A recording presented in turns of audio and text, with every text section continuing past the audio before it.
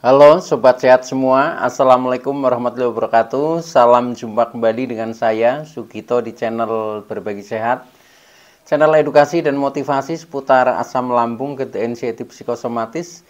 Berdasarkan pengalaman saya sebagai orang yang pernah menderita asam lambung, anxiety psikosomatis dalam waktu yang cukup lama. Dan Alhamdulillah sekarang sudah sembuh. Harapan saya khususnya kepada teman-teman yang masih dalam penderitaan asam lambung, anxiety psikosomatis, setelah menonton video ini akan dapat tersugesti dan termotivasi untuk dapat cepat sembuh. Saya bisa sembuh, insya Allah teman-teman pasti juga bisa sembuh. Badai pasti berlalu. Baiklah teman-teman, pada kesempatan kali ini saya akan berbagi seputar asam lambung, anxiety psikosomatis dengan topik pemulihan asam lambung melalui olahraga, olah rasa, dan olah pikir. Baiklah teman-teman ya, sebelum saya lanjutkan, tolong yang belum subscribe channel ini, klik subscribe dan loncengnya, supaya teman-teman tidak ketinggalan konten video-video berikutnya. Dan jika suka, klik like, lalu bagikan ke sosial media teman-teman. Semoga bermanfaat buat kita semua. Baik, kita lanjutkan ya. Jadi topik kita kali ini adalah pemulihan asam lambung melalui olahraga, olah rasa, dan olah pikir teman-teman. Perlu diketahui bahwa penderitaan asam lambung, anxiety psikosomatis ya, yang disebabkan oleh multifaktor ya, baik itu faktor fisik maupun faktor psikis atau kejiwaan kita, yang sensasinya cukup beragam ya, dari ujung rambut sampai dengan ujung kaki, yang sering kita kenal sebagai 1001 rasa sensasi, memang luar biasa ya. Akan tetapi kita bisa melepaskan dari semua penderitaan itu dengan cara menerapkan berbagai ikhtiar ya, berbagai metode, berbagai tip-tip ya, daripada treatment atau terapi-terapi yang kita lakukan dengan konsisten ya. Nah, insya Allah dengan seperti itu maka kita akan segera bisa pulih dari penderitaan asam lambung, anxiety psikosomatis. Baiklah teman-teman ya, kembali kepada topik kita, yaitu tentang pemulihan asam lambung ya, yang tidak normal ya tentunya, melalui metode atau pendekatan olahraga, olah rasa, dan olah pikir. Mengapa begitu ya?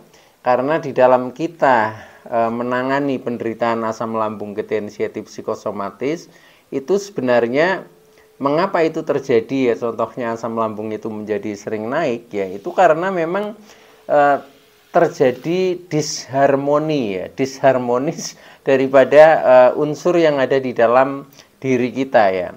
Nah, maka kita harus pelajari, kita pahami sebenarnya diri kita kalau mau sehat ya, itu secara garis besar itu ada 3 komponen yang harus kita harmoniskan atau harus kita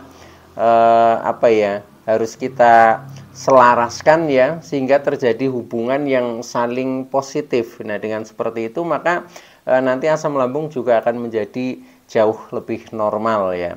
Karena dengan misalkan ya dari pikiran kita yang kacau ya, mungkin banyak beban pikiran, nah itu juga akan menimbulkan asam lambung menjadi naik. Dari beban perasaan kita ya, emosi kita yang kadang juga tidak stabil ya, kecenderungan kita menjadi mungkin sering marah-marah ya, merasa tersakiti, merasa bersedih. Nah itu pun juga akan menimbulkan asam lambung naik. Nah, belum tentang faktor fisik ya, contohnya yang hubungannya dengan pola hidup kita ya, perilaku kita, kemudian makanan yang kita konsumsi, itu pun semuanya ikut andil ikut andil di dalam kita mau sehat atau mau ada sedikit gangguan, khususnya yang berhubungan dengan asam lambung, anxiety psikosomatis. Nah, oleh karena itu saya tidak henti-hentinya ya memberikan tip-tip yang pernah saya lakukan ya, yang semuanya itu bernilai positif, maka saya sharingkan kepada teman-teman. Semoga bisa menjadi bermanfaat buat teman-teman ya, untuk menambah referensi bagaimana caranya supaya kita cepat terlepas dari penderitaan asam lambung GT anxiety psikosomatis. Baik teman-teman ya, kembali kepada topik. Jadi saya katakan tadi ya, bahwa ketika kita ingin sehat, ini memang unsur di dalam diri kita, yaitu yang pertama ada pikiran, kemudian ada perasaan ya, kemudian ada tubuh kita. Nah itu harus selaras teman-teman ya, harus harmonis ya. Nah ketika dari 3 unsur ini ya, entah itu pikiran, entah itu perasaan ini ada sesuatu yang mengganjal ya. Nah ini respon tubuh kita ya, dalam hal ini asam lambung, nah itu akan menjadi, contohnya asam lambung menjadi sering naik. Karena apa? Karena asam lambung ini sebagai otak kedua ya. Nah ketika pikiran ini ada beban-beban yang mungkin terasa berat atau mungkin yang tidak dirilis, nah itu maka akan direspon oleh lambung. Nah oleh karena itu ketiga hal ini ya, yaitu tubuh kita ya, atau raga kita ya, makanya butuh olahraga ya, maksudnya olah tubuh kita, bagaimana supaya kita bisa memfungsikan tubuh kita ini jauh menjadi lebih optimal, menjadi lebih positif. Nah akhirnya mendukung ya, perasaan itu juga akan tumbuh dengan baik ya, perasaan-perasaan yang positif tentunya, yang kita harapkan ya, sesuai dengan keinginan-keinginan kita ya. Dengan seperti itu nanti pikiran juga jauh akan menjadi lebih mudah untuk berpikir positif. Nah ketika terjadi seperti itu, maka ini sudah menjadi harmonis, artinya selaras ya.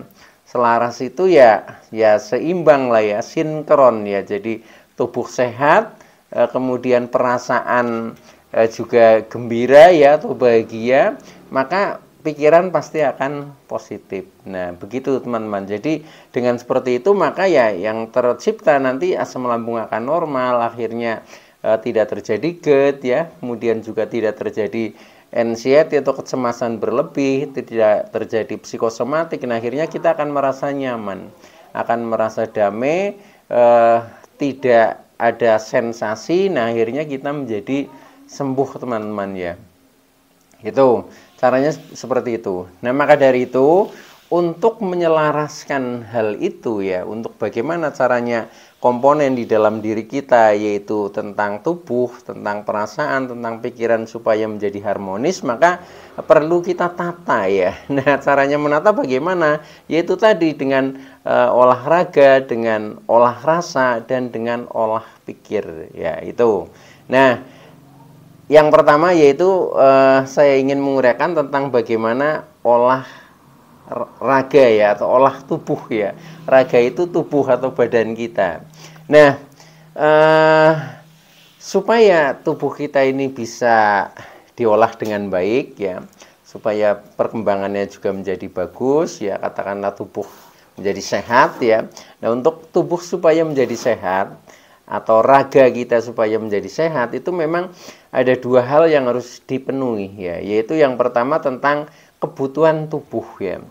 Kebutuhan tubuh, contohnya nutrisi ya, nutrisi yang dibutuhkan oleh tubuh itu harus dipenuhi dulu ya, yaitu apa? Makanan dan minuman lah ya, makanan yang cukup ya, tentunya makanan-makanan sehat lah ya, sesuai dengan vitamin-vitamin yang kita butuhkan. Nah itu sudah saya uraikan di dalam dalam pola makan ya, dalam makan pada video-video yang lalu ya. Nah itu bisa ditonton kembali teman-teman ya, kalau kita ingin memahami tentang seputar makanan apa sih sebenarnya yang cocok buat kita ya, khususnya sebagai penderita asam lambung GT anxiety psikosomatis.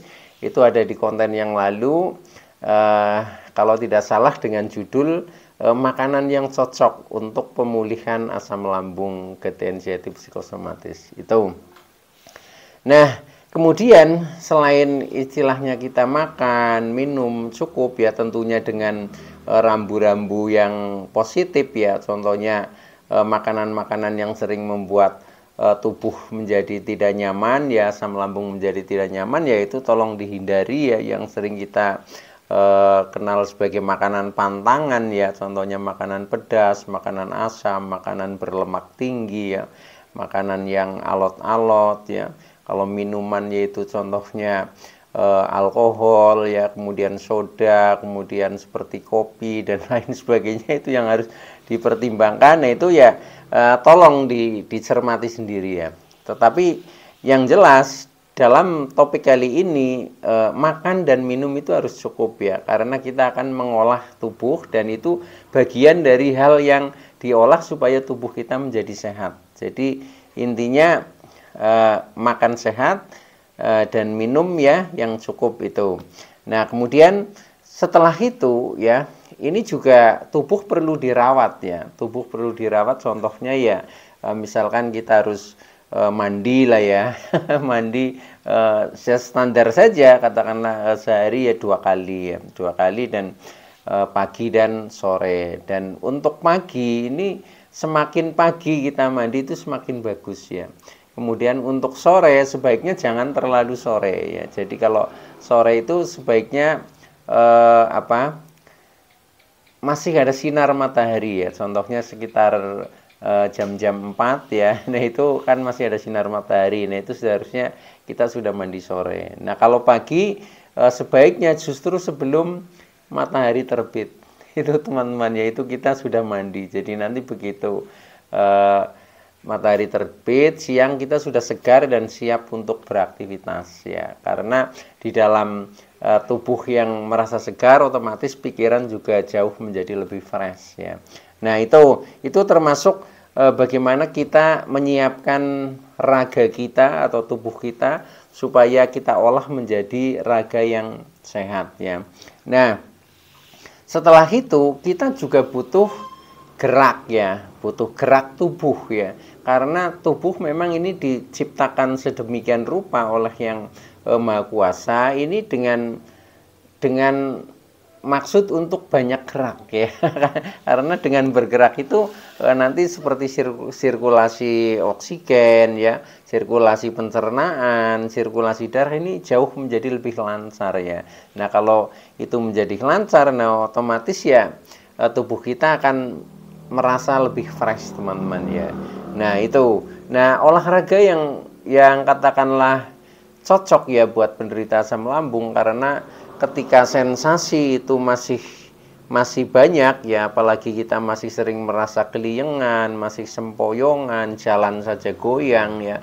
Nah ini untuk berolahraga kan kadang susah ya, sulit.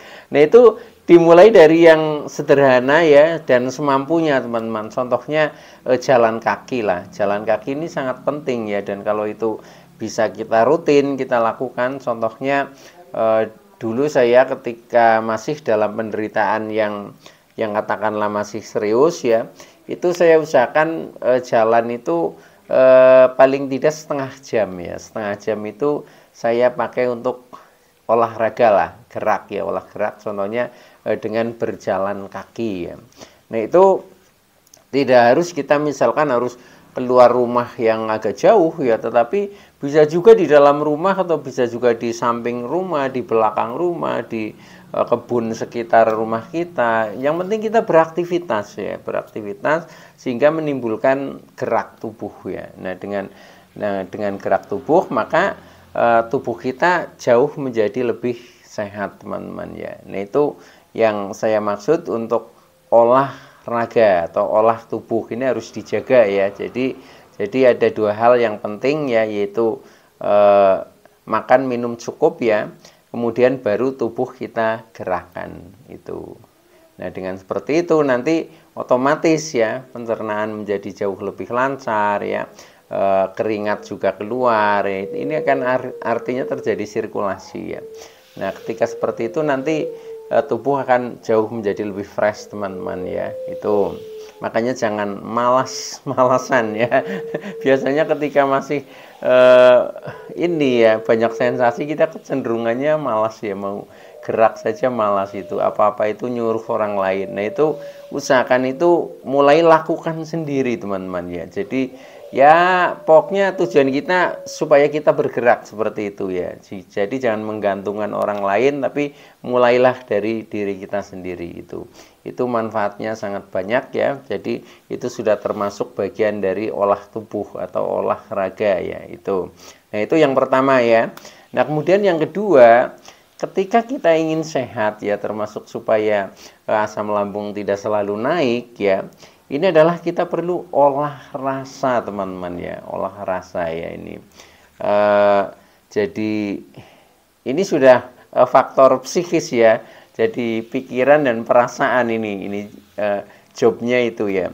Nah ini bagaimana caranya kita istilahnya mengolah rasa ya, ini perasaan dan emosi tentunya ya, ini menjadi satu kesatuan ya yang harus kita olah. Nah caranya bagaimana ya? Caranya dengan kesadaran ya. Jadi kita biasakan sadar diri tapi dari segi perasaan teman-teman ya.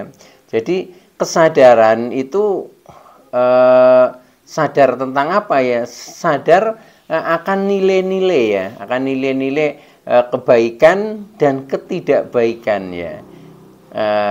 Karena setiap kebaikan ya itu akan kembali kepada diri kita teman-teman ya. Itu maka dari itu berbuat baiklah kepada semesta, kepada alam semesta itu. Nah nanti kita dengan berbuat baik itu kita akan mendapatkan hikmahnya teman-teman, yaitu perasaan kita jauh akan menjadi sesuai harapan kita ya.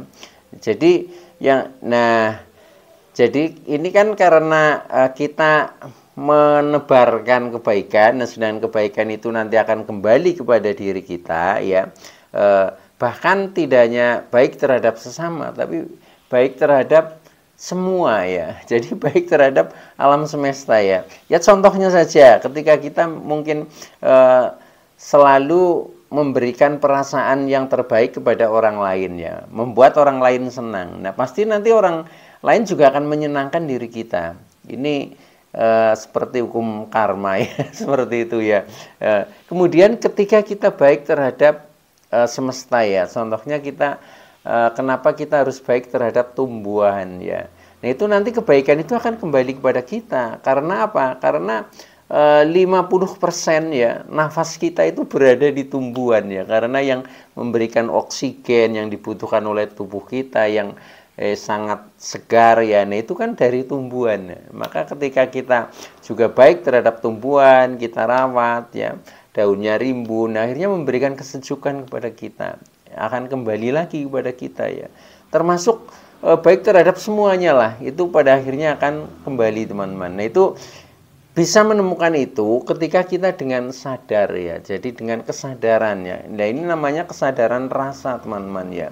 Nah itu yang harus kita biasakan ya, biasakan seperti itu. Jadi nanti akhirnya kita akan mendapatkan buahnya, buah dari kebaikan yang kita tebarkan ya. Contohnya ya, ketika kita masih merasa sakit ya, karena kita sudah menebarkan berbagai kebaikan di alam semesta ini, maka buahnya akan menjadi sehat teman-teman. Itu contohnya tadi ya, yang sangat simpel ya, kita baik terhadap tumbuhan. Alasannya karena 50% nafas kita berada di tumbuhan karena kita butuh oksigen. Sedangkan tumbuhan adalah produk oksigen. Nah dengan seperti itu maka kita bisa menjadi bernafas dengan lega. Contohnya kan seperti itu ya. Maka ketika kita menanamkan banyak kebaikan ya, maka nanti dari rasa sakit kita ini bisa juga berubah menjadi sehat ya. Karena apa yang kita lepaskan, kebaikan-kebaikan itu akan kembali kepada diri kita. Itu seperti itu. Jadi sadari saja ya. Jadi dengan kesadaran yang tinggi ini namanya olah rasa, itu akan seperti itu teman-teman ya. Ketika kita merasakan ada kesulitan ya, contohnya.